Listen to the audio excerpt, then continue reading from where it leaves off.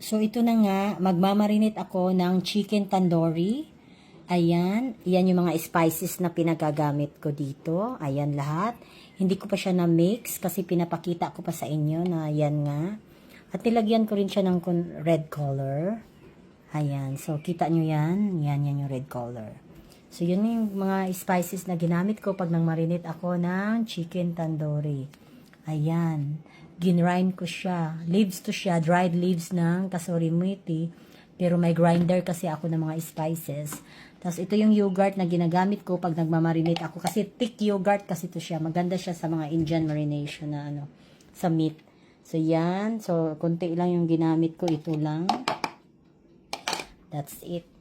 So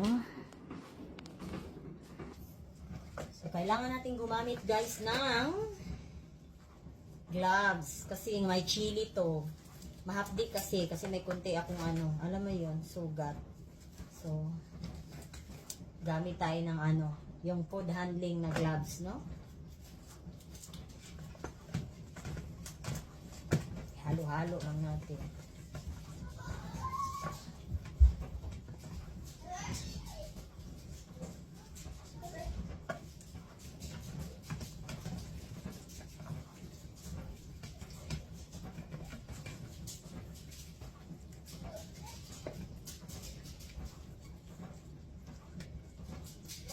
Mamassage mo talaga siya.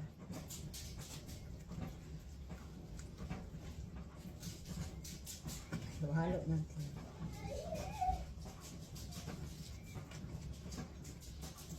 Ang bango. Very smell good.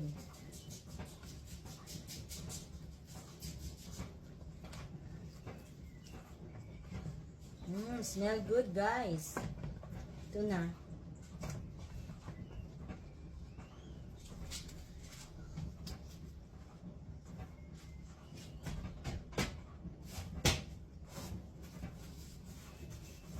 Pakita ko lang sa inyo. So, ito na nga ang minarinate kong tandoori chicken. At pakikita nyo naman ang ginamit kong mga spices sa pagmarinate ng tandoori chicken.